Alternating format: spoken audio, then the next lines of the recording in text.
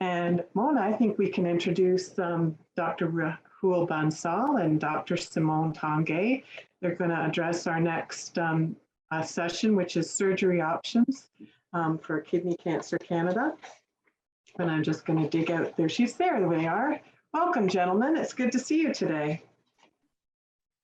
Thanks, Christine. Thanks for inviting me for this talk. I really feel humbled and honored to share the stage with Dr. Tanguay, Dr. Kapoor, and many other eminent speakers today. Thank you again. Thank you.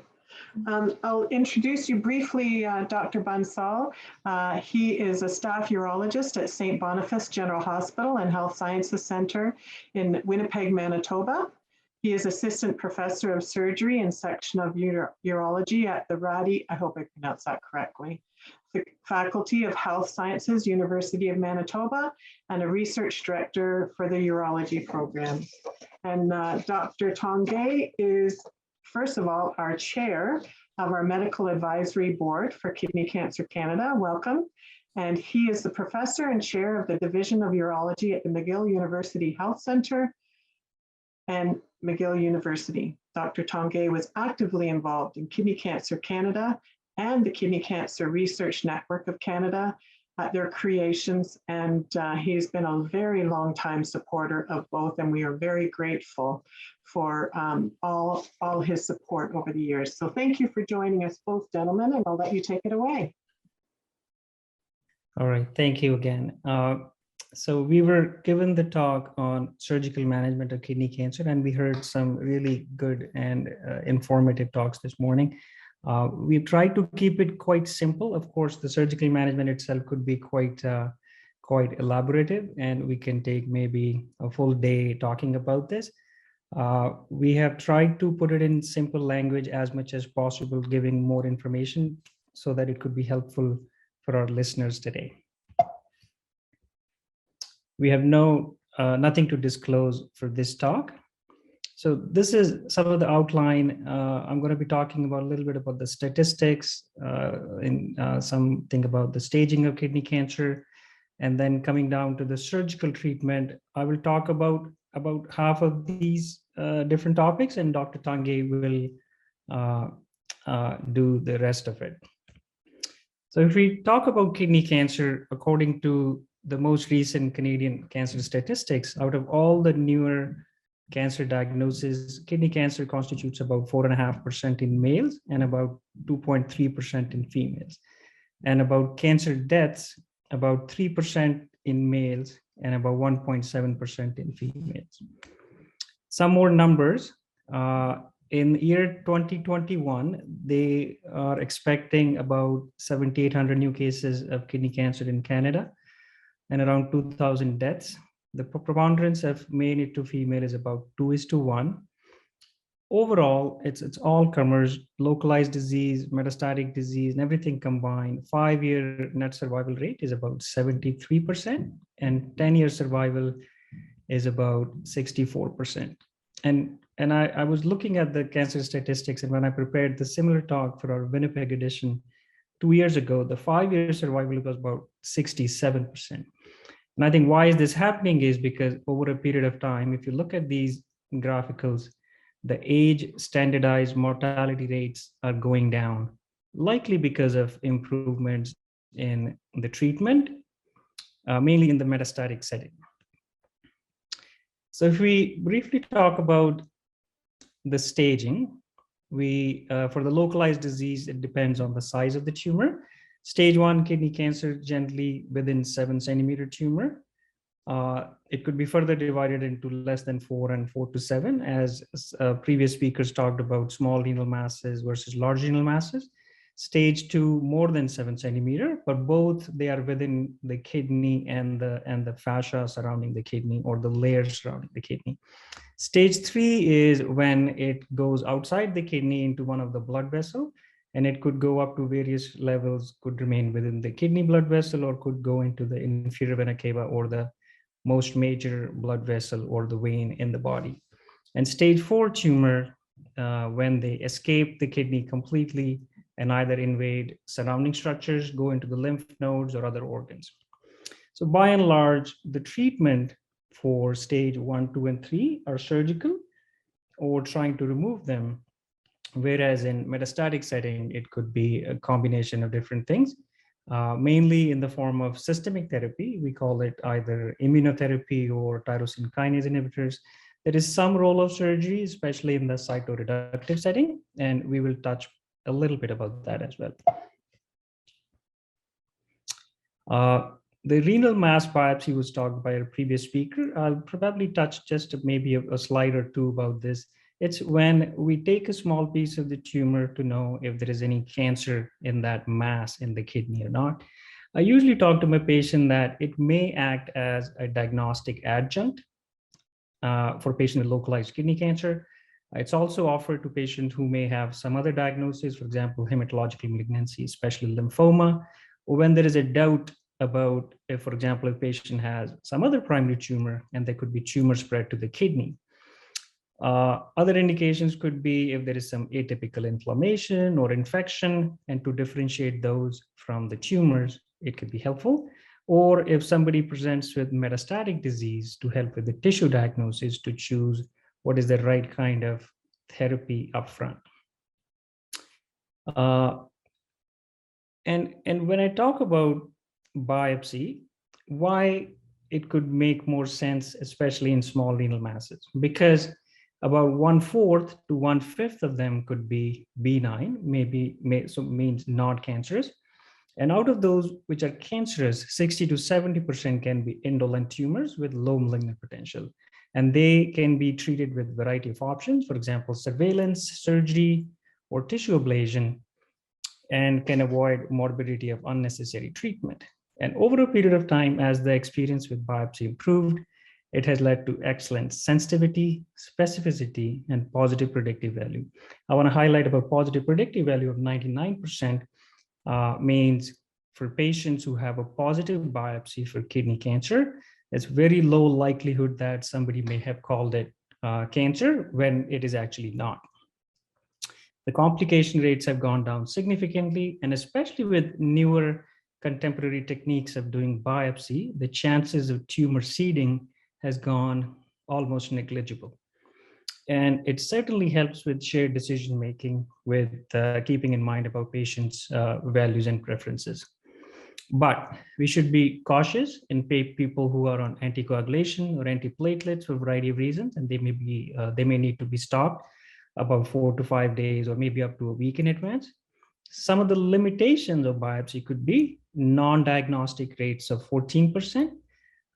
We use this term non-diagnostic rates, especially for kidney tumor biopsy rather than positive or negative biopsy, in that when there is a benign biopsy, it sometimes may be difficult to know if the biopsy came from the normal kidney tissue or it in fact is a normal or if it's in fact a benign tumor. But with the repeat biopsy, these rates can be reduced. Negative predictive value about 81% compared to positive predictive value of 99, as I just discussed before. It could be sometimes difficult to predict the grade of the tumor, and this could likely be from the heterogeneity within the tumor itself. Some of the other limitations are patients with oncocytic neoplasms may have difficulty differentiating from oncocytomas, which are benign tumors, versus chromophobe tumors or chromophobe renal cell carcinomas. Cystic renal masses may not be the most appropriate ones for biopsy as well. So all in all, I think it's a useful adjunct and should be used in a utility-based approach, keeping in mind what are the values and preferences for the patients.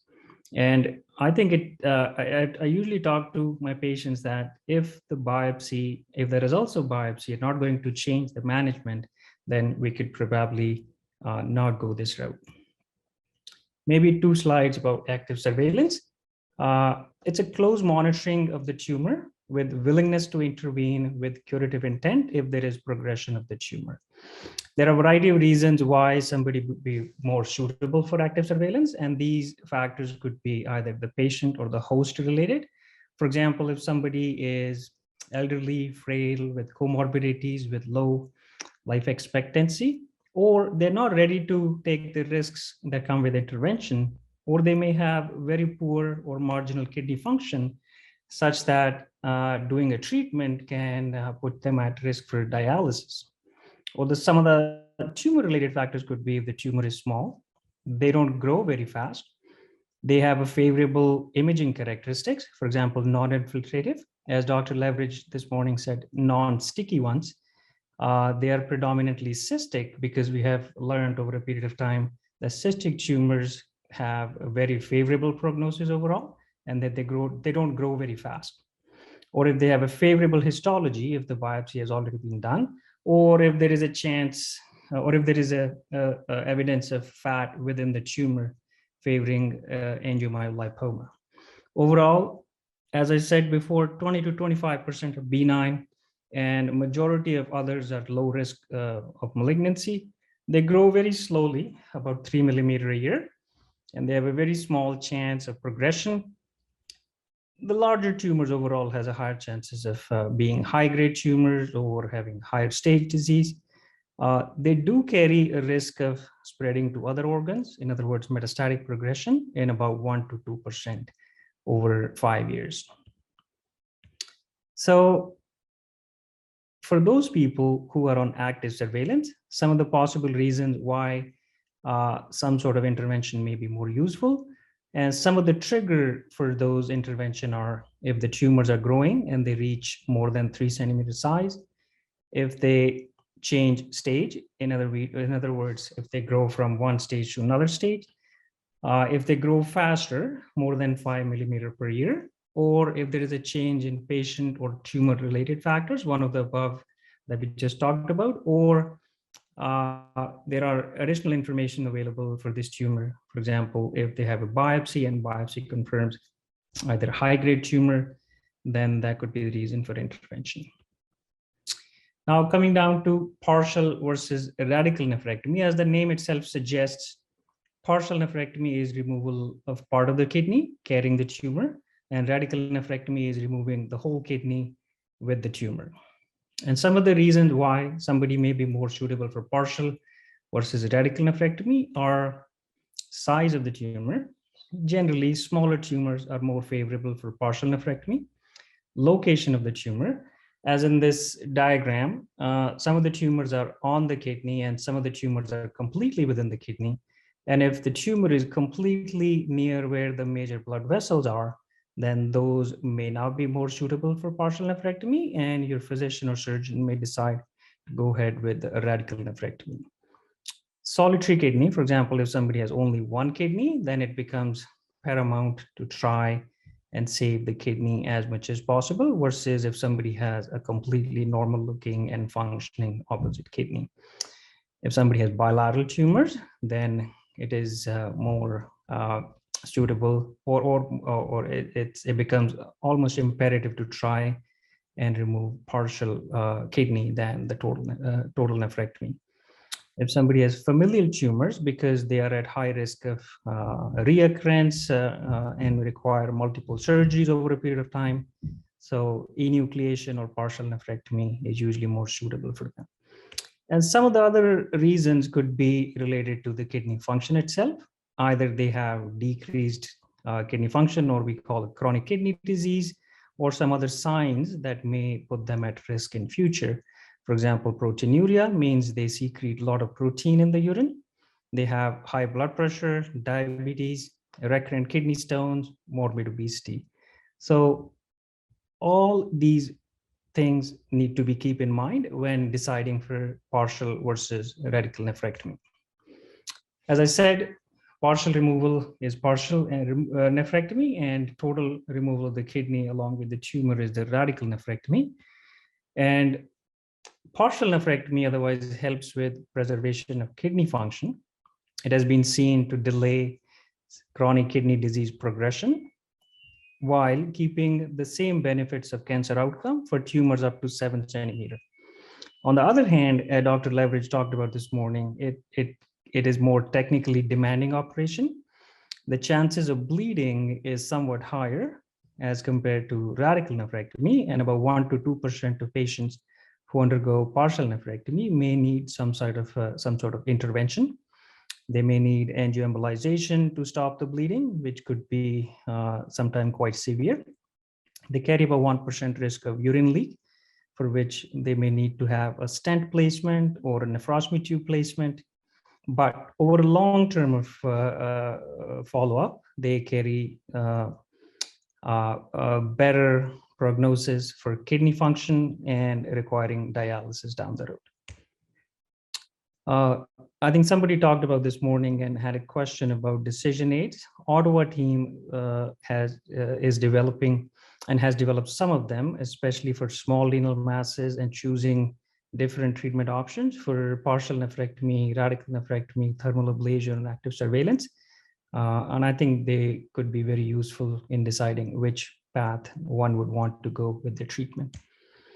When we talk about open partial nephrectomy, there are a variety of ways how this could be done.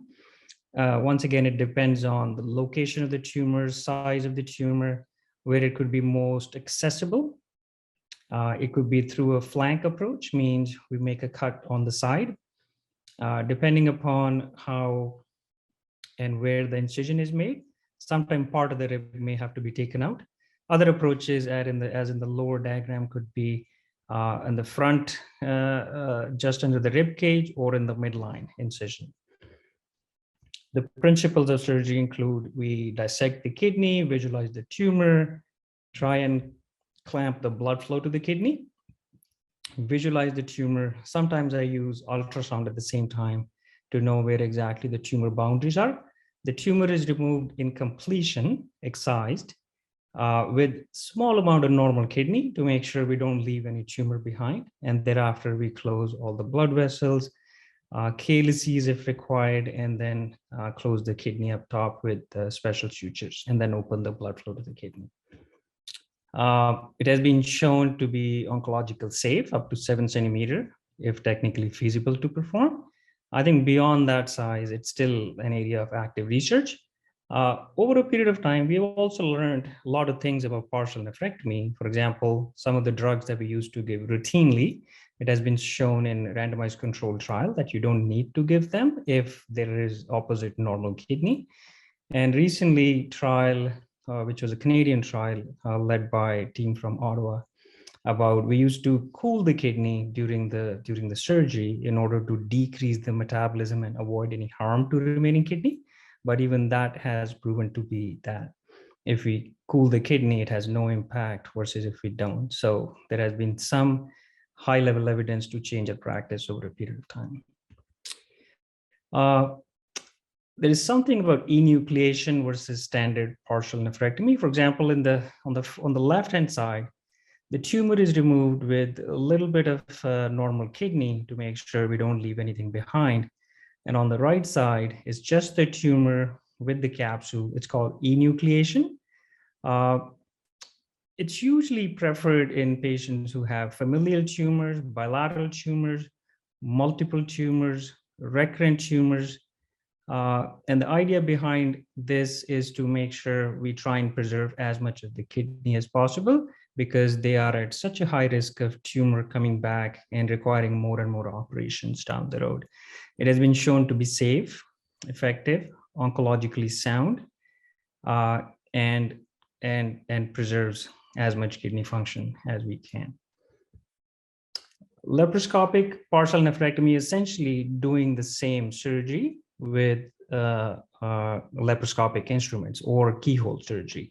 We make about 3 or 4 or maybe up to 5 smaller cuts on the belly, use laparoscopic instruments, dissect the kidney out, visualize the tumor, mark where exactly the tumor is located, clamp the blood flow to the kidney, cut the tumor out completely, and then sew it together.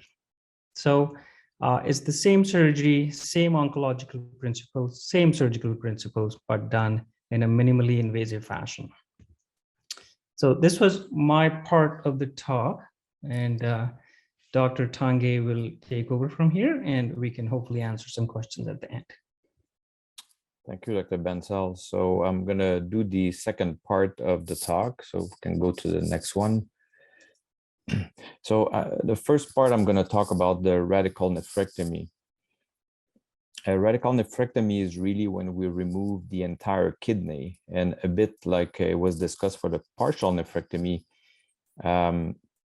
there's multiple ways that we can do that, different type of incision, and that becomes a little bit, I would say, your surgeon's preference, comfort, sometime your anatomy, if you had previous surgery, that may make the surgeon decide one approach versus the other, or the extent of your tumor if it's touching other organs. So obviously it's a bigger surgery than when we do by laparoscopy. It's associated with a bigger incision, therefore more pain. Often we're going to use epidural analgesia for after the surgery to control the pain on the first few days. And it will be also associated with a little bit longer hospital stay. And as I mentioned, we can go from the side through a flank incision, or we can go through the abdomen, either with an incision on the rib in the midline of the abdomen. So surgeon's preference and depending on the extent of the tumor. Next one. The radical nephrectomy, or removal of the entire kidney, can also be done by minimally invasive surgery like laparoscopy. The decision to choose open versus laparoscopy will really be the surgeon's preference, the surgeon's comfort, the extent of the tumor, how big is the tumor, if it's touching other organs where it could be less safe to do by laparoscopy. And that's how we make a decision together with our patients on where we feel the best approach. Normally, people will do 3-4 holes, small little holes, that we bring our instrument inside. And when we do that, once the kidney is removed, then we will remove the kidney through an incision in the lower part of the abdomen. So it's often a much less painful surgery. When we do that, our kidney are located behind the bowel. So most of the time we go through the abdominal cavity. So we're going to first see the bowel. We move your bowel outside of the field so that we can get access directly to your kidney.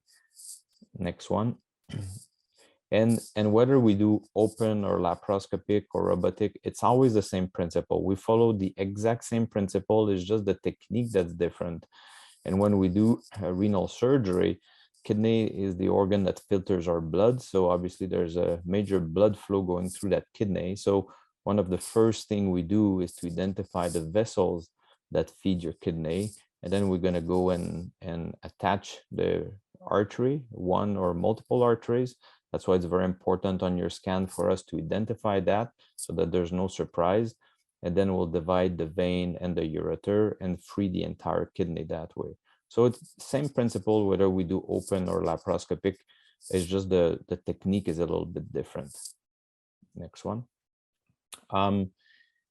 When we do that, we'll talk about the adrenal gland in a minute, in a few slides, but classically, we will not remove the adrenal gland, we'll free it. The adrenal gland is a small gland that sits on top of both kidneys. So we have on each side that secretes some hormones. So they're essential glands. We can live with only one, but if there's no need to remove it, like anything, we try to preserve them. Now, once the kidney is completely freed, what we do is we put the kidney in a bag. Inside of the abdomen, we have tools that allow to deploy a bag where we can put the kidney inside to avoid any spillage of any cells or any problem.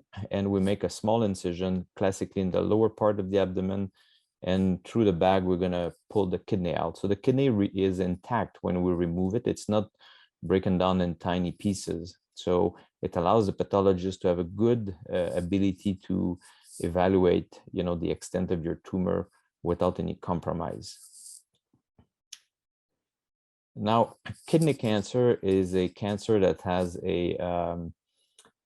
I would say, a unique feature. There's a few cancer, but kidney is probably the most common where we see that, is that when the tumor grows, it can grow inside of our vessel, meaning that the tumor can extend inside of the main vein that drain our kidney. This is not a blood clot. This is really a tumor clot. It's like, we call that a tumor thrombus.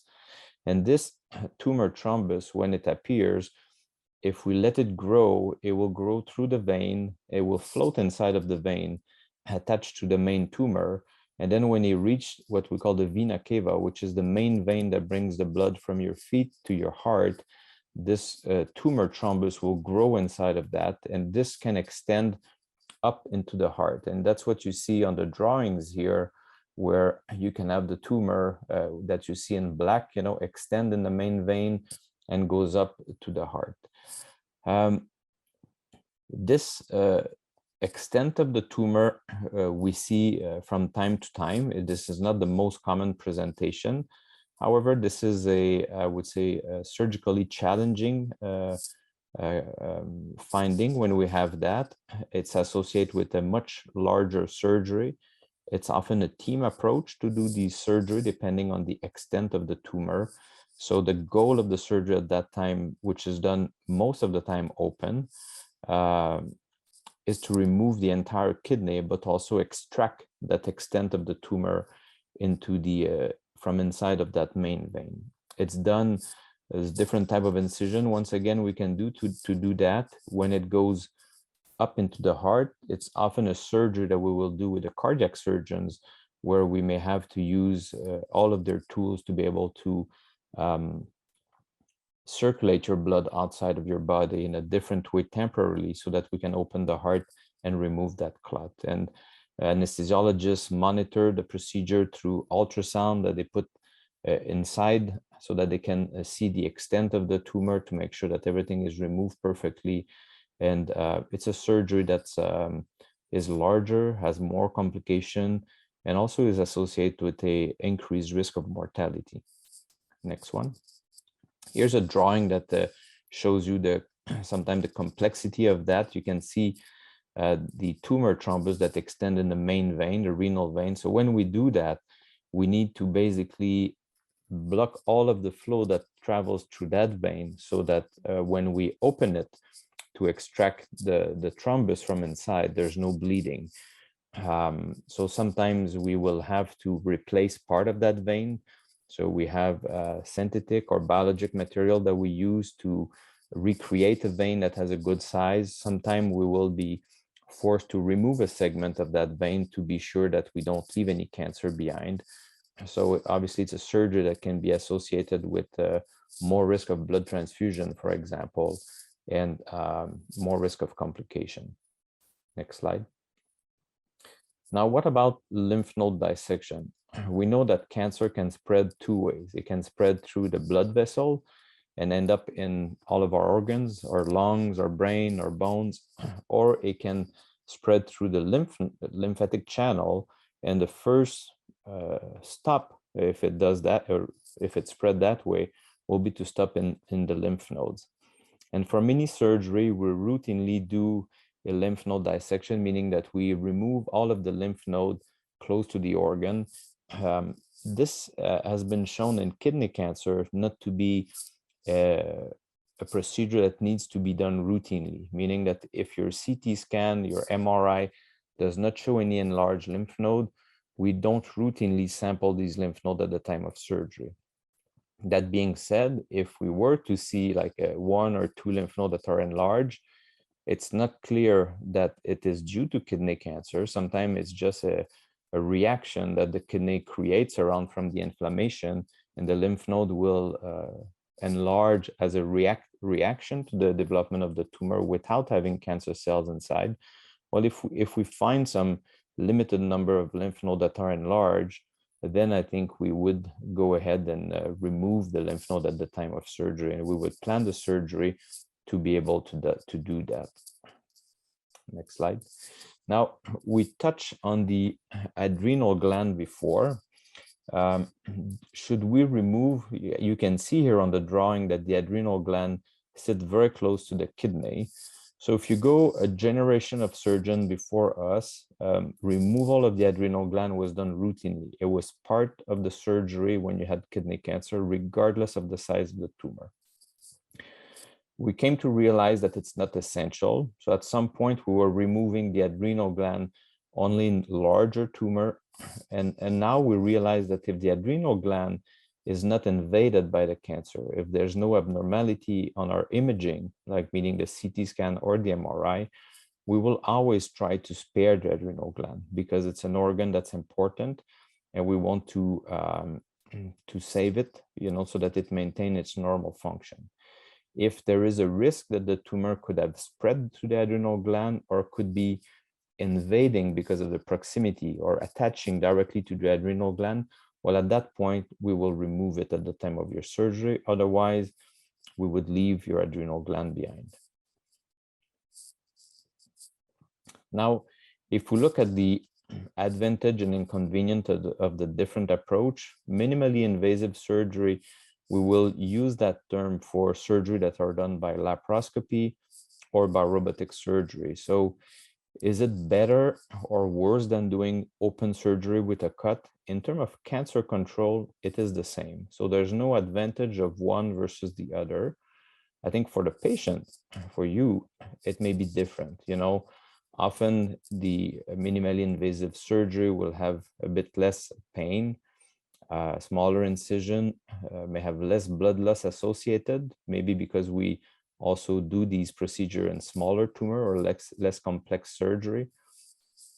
The stay in the hospital is often much shorter. For example, in our practice, when we remove someone's kidney by laparoscopy, most people will stay overnight or 2 days, which is longer if we would remove the kidney by an open surgery.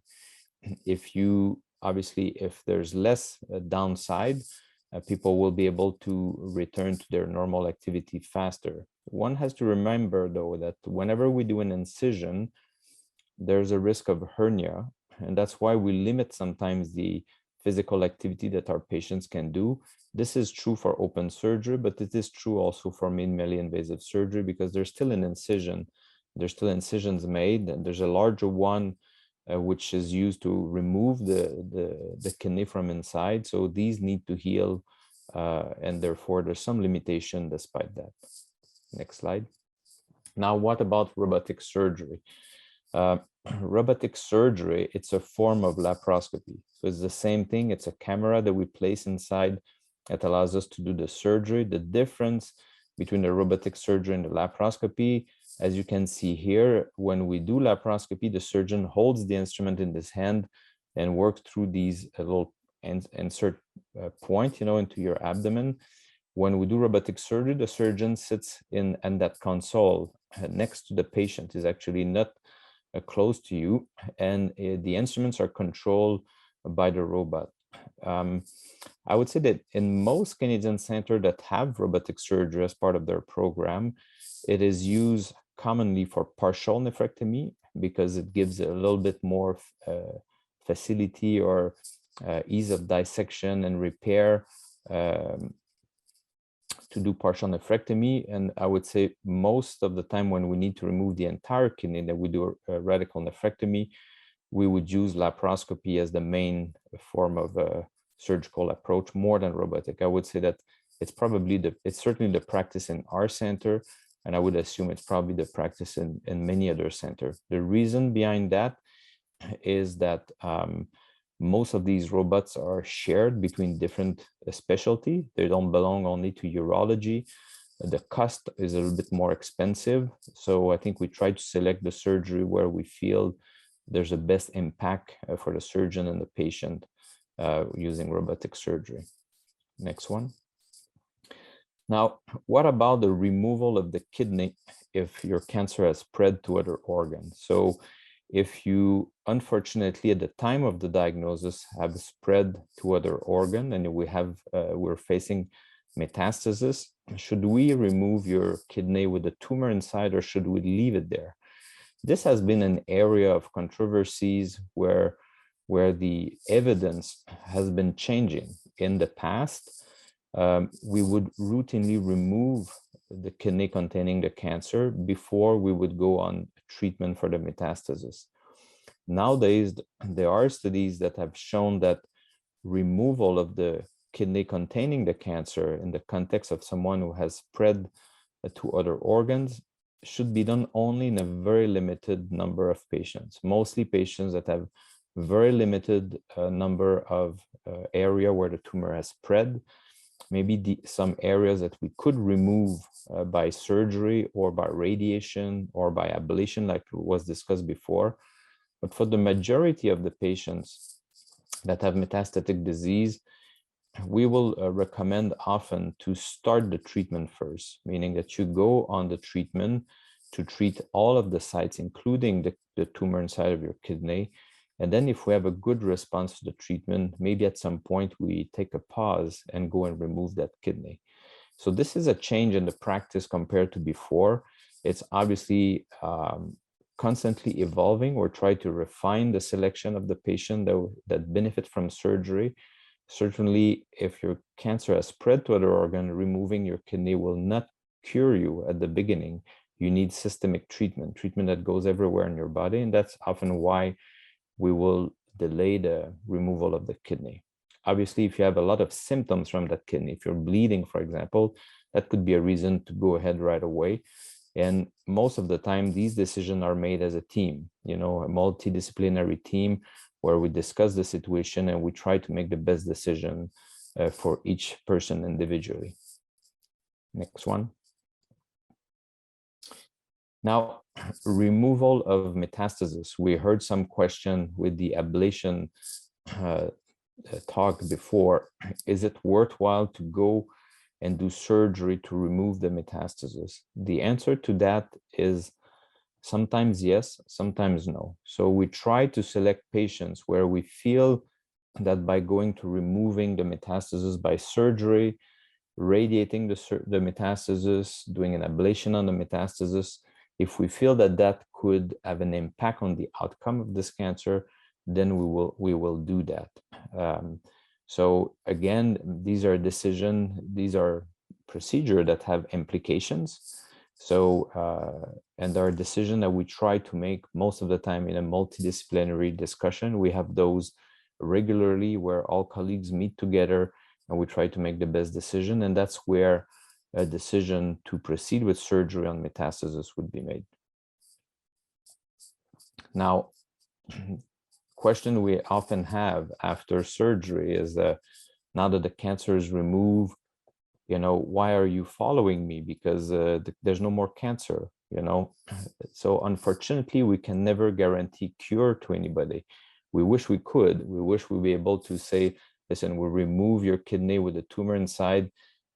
We close that chapter and we move on with our lives. Unfortunately, there's always a risk that the cancer come back. This risk will depend on multiple factors: the size of the tumor, the stage, which is the local extent, the grade, which is the aggressivity. And then there's other factors that the pathologist will give us that also play a role in there to determine what is the risk that the cancer come back. And we have different tools that allows us to give a percentage or a risk that we will use mostly to plan the treatment, not plan the treatment, and plan the follow-up that we're going to offer you. So some patients will be followed more closely, some other less closely, depending on that risk. And you'll see in the talks coming by Dr. Kapoor, maybe we can also influence that risk by giving you treatment in prevention. This is a field that's rapidly evolving and where there's a lot of excitement. So we'll have a chance to hear a little bit about the development that happened recently. Next one. And as you can see here in this table, what we call the TNM is the stage of the tumor. There's these staging system are reevaluated just about every 6-7 years, so that we try to refine the stage. And obviously, the higher the stage, the more extensive the disease is, then the more likely that the tumor come back, and therefore it may affect the survival of patients. So to understand that is very important, because it allows us to tailor the follow-up that we're going to offer you to make sure that if something happened, we can catch it earlier than later to act on it. Next one. And as I mentioned before, we have guidelines in Canada, and these guidelines exist in in most countries where a recommended schedule of follow-up has been proposed. It gives guidance to your physician to determine with you how frequently should you do X-ray, blood tests, physical examination, and we tend to use that to guide ourselves. Obviously, this is tailored individually by patient's preference, by physician's preference. When we looked at our adhesion to our guidelines for the follow-up, we realized that most physicians do much more imaging than recommended on the guidelines. And I think it's probably to provide comfort to patients that everything is okay. Sometimes there's a price to more imaging. That's another story, but obviously we have guidance, to help plan the follow-up after your surgery. So as the last slide, if we can sum up, I think what we discussed today is multiple aspects in the management of the kidney cancer. We talked about the biopsy. I think biopsy, as you heard, is a procedure that has limited risk associated with it and can provide a lot of information. I always say the same thing. A biopsy is a good thing to do if we're going to use the finding, to tailor what we're going to offer you for treatment, which is very often the case nowadays. Surveillance, although sometimes we feel like not doing any treatment is may not be good, but we realize that for a subset of our patients, surveillance is actually a very safe approach, and it may avoid the downside or the risk of complication associated with treatment. Partial and radical nephrectomy should be chosen based on the tumor and patient's related factors. So there's no one recipe fits all. So we decide with you which one we feel is best. And obviously, if we can preserve part of your kidney, it will often be our preference. And same thing with the type of approach.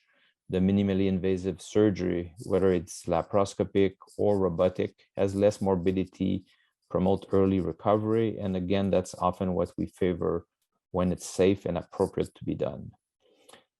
We talk about management of your adrenal gland and lymph node. And as I mentioned, we used to remove those routinely before, and now we select, patients that we feel would benefit from that. And if we don't think there's a benefit, we don't do extra surgery for no reason anymore. And if we look at the cytoreductive nephrectomy or resection of metastasis, these are procedures that we do, but that we most of the time make these decisions as multidisciplinary team because they're sometimes what seem to be making sense to go after or do extensive surgery may not be the best service we can offer you at the beginning, and often systemic treatment may be the best first approach to offer you. So I think I will stop there, and both Dr. Bansal and I will be happy to take any question you may have. Well, gentlemen, I'll wait for Dr. Bansal to join us again. There he is. And I know Mona will join us in just a moment. You have certainly created lots of questions. First, I would like to thank you very much for this excellent talk. It's greatly informative on the different surgeries for kidney cancer. We often receive many questions from our patients, and this webinar will be a good resource for us when it's up on our website to direct them and offer the information that they're looking for. I'm going to ask you the first question I have is, how concerning are focally involved margins from laparoscopic partial nephrectomies?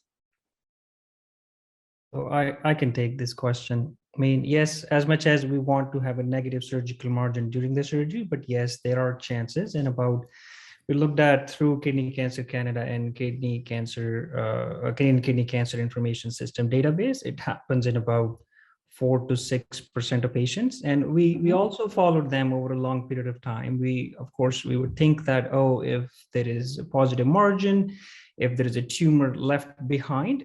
I think the literature on this is quite varied. Lots of larger series have suggested that usually it doesn't pose any bad prognostic sign for tumor to come back or spread. if it's just microscopic disease, because many a time we would also burn the base of the tumor on the kidney side, so that possibly kills those microscopic cells. But many others have suggested that this may be something that we need to be worried about. The tumor may come back more often and spread to other organs. So in our practice, I think what I can vouch during my training and during my practice, what we do is maybe I would offer them a little bit more close follow-up as I would do in a routine similar stage patient, so as to make sure that if anything comes back, we can be mindful of that sooner than later. Many others have also gone back and removed the rest of the kidney, and often they don't find any tumor in those. So, yeah, I would let them know right away if once I see them after the path report is back that the tumor is out, but there seems to be a small focal margin for which we need to keep a very close eye. I would usually do a frank discussion what this means, and then have a shared decision making from there on. That's great. Thank you. Excellent answer. I'll do one more and then I'll let Mona take over. How soon can a patient resume normal activities after a partial nephrectomy? I'll ask Dr. Bansal partial nephrectomy, and I'll ask Dr. Tanguay for an open nephrectomy. Okay. For partial nephrectomy, I mean, it may look like a smaller operation from outside, but it's still a very major surgery. It's like somebody stabbed your kidney, but in a controlled fashion. So that means kidney can bleed, and that's where I need to be, or the patient needs to be very careful about. I usually ask them to not lift more than 10 or 15 pounds for at least next 4 to 6 weeks. And I also caution them, if there is any bleeding either in urine or there is a lot of pain where the surgery site was, do not take it lightly and try to either get back to my office, call my office, or go to emergency room right away. So in short, about 4 to 6 weeks for sure, and then slowly and gradually increase the activity levels. Okay, and Dr. Tanguay, is there any difference for an open nephrectomy?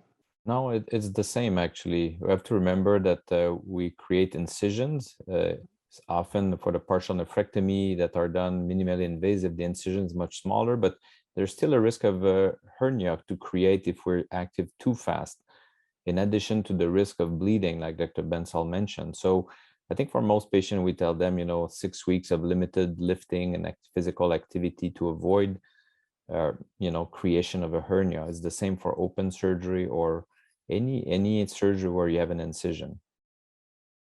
Okay, I'm just actually going to touch on that. We often get questions in regard to a hernia developing after the surgery. And what is something, maybe you can give us some clues on what they should be aware of, or what the follow-up might be if a hernia does follow the surgery. Maybe you could give us some insight on that. Well, I think if a hernia develops after surgery, you'll see it in the weeks and months to come, like there's a bulging from the wound, there's a weakness, a point in the wound where the hernia has developed. It's not a dangerous, life-threatening complication, but certainly a very annoying one, and may require surgery to fix it. So one thing that someone who's been through surgery doesn't want is another surgery. So that's why we say stay quiet a little bit and let time to heal properly, and then you go on with your life. Perfect. Anything else to add, Dr. Bansal, or does that cover it? I mean, one thing which I think I may want to add is sometimes after a flank surgery, we see a bulge on the side, which not necessarily is a hernia, but more like a weakness of the muscles. So, I mean, usually there is no surgery to fix that this could be a little bit of disfiguring compared to the other side. Yeah, that bulge sometimes can be annoying to the patients. Actually, you answered one of our other questions on the flank bulge, so thank you for that. Mona, I think you have a question for us.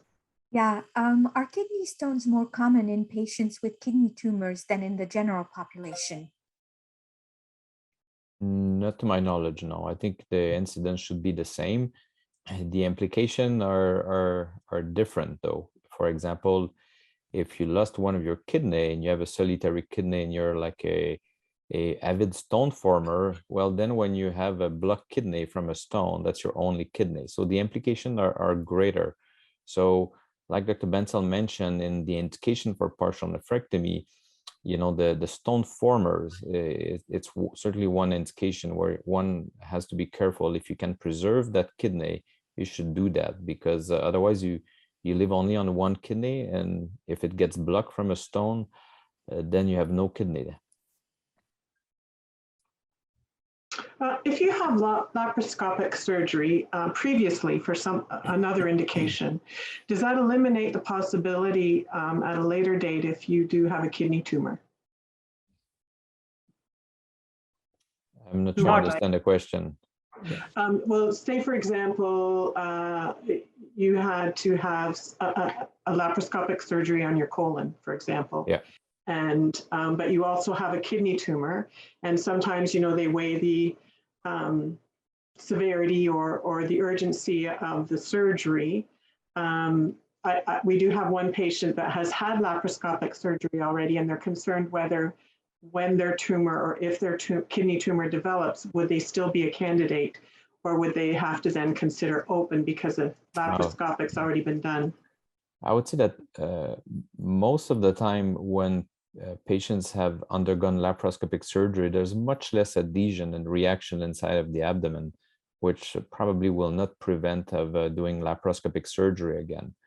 The opposite is not always the case. Open surgery, I think, will leave a little bit more adhesions, which sometimes can make the laparoscopic surgery more challenging, because you have to free the adhesions, and sometimes it can be a challenge. So that you realize at the time of your surgery, but yeah. Okay. And I would agree to that too. Yeah, totally. Okay, great. Well, and I think we have a question from Eve. Have you got that one? Okay. Yeah, I do. It seems to be common to have bilateral kidney tumors. Are both kidney completely separate? Is there a connection through blood vessels or anything else, or simply down to the facts of possible VHL disease? Yeah, I think that's a great question. I mean, kidneys per se, usually they're not connected to each other, but yes, they have the similar blood supply on both sides. It's the same blood that is getting circulated. I think having bilateral tumors sometimes is something with the familial syndrome, for example, VHL, or sometimes could be completely sporadic or getting unlucky, and we don't know what those reasons are. I think, does that answer your question? Or Dr. Tanguay, do you have anything to add, or? Yeah, I think sometimes people are more susceptible to develop kidney cancer, and they can develop it in both kidneys, unfortunately, or sometimes they can have multiple tumor in one kidney or in both kidneys. And we don't always, sometimes we do find a reason for it, sometimes we don't. One thing that's clear is if you have multiple tumors or tumors in both kidneys, this is an indication to, once the treatment is completed, to be seen by the genetic team to make sure that there's no familial syndrome behind that could be responsible for developing bilateral or multiple kidney cancers. Okay. And these geneticists, medical geneticists are now more and more easily to get access to, and the genetic testing is much easier than it was, a few years ago. So this is something that your physician should recommend in the situation of bilateral kidney cancer. Okay. This kind of ties into a question we received from Russell. And Russell, I'm hoping that answered your question. He was asking for advanced genome mapping with improved AI and machine learning to design targeted therapies early in treatment. So he's getting pretty technical. Is there anything that you want to comment on that regarding biopsy or post-tumor removal? Are they developing?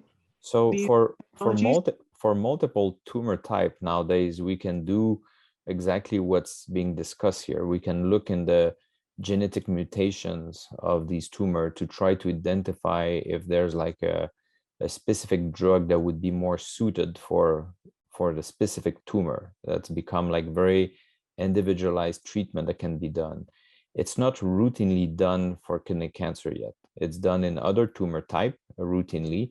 We're not there in kidney cancer yet where we feel that we can individualize treatment at that level. But I think as we continue to refine our knowledge, improve the options of drug treatment that's out there, it's going to come like that one day. I think it's what all of us hope, that we can individualize treatment to make sure that we give the treatment as the most likely to be successful to each patient. Yeah, but I would say we're not there yet for kidney, but we hope it's coming soon though. Yeah, it's a great question. We kind of get left behind a little bit, don't we, on some of the... No, I don't think so. I think some tumor type is just like the link with the type of mutation and the options of treatment were directly identified. I think it's like anything, it's coming with kidney cancer. Okay, good. Yeah, I would like to add here to the same. Sure.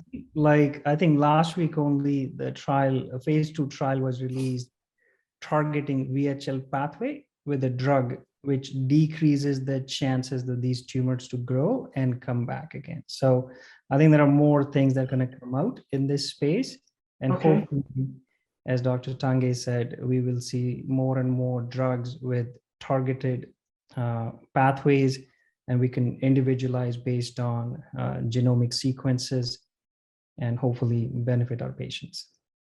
Very good, thank you. Well, I think we have one more question from Jessica. She's wondering, what about driving after surgery? A good opportunity to have people drive you around, actually. I would say maybe Dr. Bansal said what his recommendations are, but for me, I always say the same thing. First is, if you are taking painkillers, narcotics, you should not drive. Okay, this is like alcohol and driving. We should not go that route. And after that, I think if you still have pain, then I would say just wait before you're driving, because if you had to like brake suddenly, you may just protect yourself and delay things that you should not do normally. So these are the 2 rules of thumb that I use for my patients. But I think we all have our way to guide the patients when to resume start. Maybe I will ask Dr. Bansal what he tells his patient.